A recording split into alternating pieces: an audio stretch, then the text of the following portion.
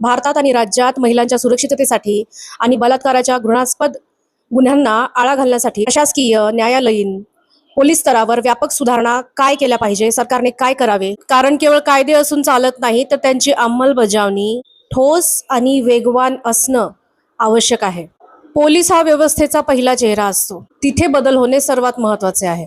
गुन्ह्याचा तपास करण्यासाठी वैज्ञानिक पद्धती, फॉरेन्सिक सायन्स आणि आधुनिक तंत्रज्ञानाचा वापर वाढवला पाहिजे. डीएनए तपासणीचा रिपोर्ट येण्यासाठी लागणारा वेळ कमी करण्यासाठी प्रत्येक जिल्ह्यात अद्ययावत लॅब असावी. प्रत्येक पोलीस ठाण्यात स्वतंत्र महिला तक्रार निवारण केंद्र असावं आणि तिथे महिला अधिकाऱ्यांची संख्या वाढवली पाहिजे, जेणेकरून पीडित महिला न घाबरता तक्रार करतील.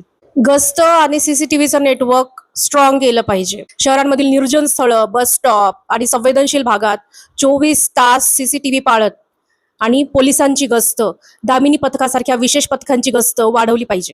0 FIR. गुन्हा कुठेही घडला तरी कोणत्याही पोलीस स्टेशनमध्ये तक्रार नोंदवून घेण्याचे आदेश कडक केले पाहिजेत. तक्रार नोंदवण्यास उशीर करणाऱ्या अधिकाऱ्यावर तत्काळ निलंबनाची कार्यवाही झाली पाहिजे. न्यायालयीन प्रक्रियेतील वेग वाढवला पाहिजे. जजिशियल स्पीड वाढवली पाहिजे. न्यायाला झालेला उशीर हा न्याय नाकारल्यासारखाच असतो.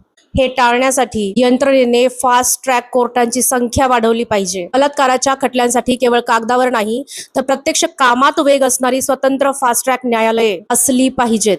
या गुन्ह्याच्या तपासाची वेळ मर्यादा निश्चित केली पाहिजे. गुन्ह्याचा तपास 2 महिन्यात किंवा न्यायालयाचा निकाल 6 महिन्यांच्या आत लागलाच पाहिजे. ही तारीख पे तारीख संस्कृती बंद करा. खटल्यांमध्ये अनावश्यक तहकुबी म्हणजे ॲडजर्नमेंट देण्यावर कोर्टाने निर्बंध आणले पाहिजेत. साक्षीदारांचे जबाब एकदाच आणि सलग नोंदवले पाहिजेत. अशा संवेदनशील आणि घृणास्पद खटल्यांसाठी विशेष सरकारी वकील नेमले पाहिजे. अनुभवी आणि निष्णात वकील, जेणेकरून गुन्हेगार तांत्रिक बाबींचा फायदा घेऊन सुटणार नाहीत. शासनाने थेट आणि स्पष्ट आदेश दिले पाहिजेत. काय आणि कुणाला आदेश दिले पाहिजेत? शाळा आणि शिक्षण संस्थांना त्यांनी सांगितलं पाहिजे की महाविद्यालयांमध्ये लहानपणापासूनच गुड टच, बॅड टच आणि स्त्री पुरुष समानता या विषयांचं अनिवार्य शिक्षण देणं. दुर्मिळातील दुर्मिळ प्रकरणात फाशी किंवा जन्मठेप ही शिक्षा विनालंब अंमलात येईल याची खात्री गृह मंत्रालयाने करावी. अनेकदा गुन्हेगार ताकदवार असतो, श्रीमंत असतो, कुण्या बड्या बापाची औलाद असतो. अशा वेळेला साक्षीदार फिरवतात, दबाव टाकला जातो, धमक्या दिल्या जातात, पैशाचं आमिष दिलं जातं. अशा वेळी साक्षीदारांना पूर्ण संरक्षण देऊन त्यांना विश्वासात घेऊन योग्य ती कारवाई होईल याकडे सुद्धा प्रशासनाने लक्ष दिलं पाहिजे. ही आतून बाहेरून तुंबलेली आणि सडलेली जी यंत्रणा आहे तिला साफ करणं खूप गरजेचं आहे. या सर्व गोष्टी एका साखळीप्रमाणे एकत्र जोडलेल्या आहेत.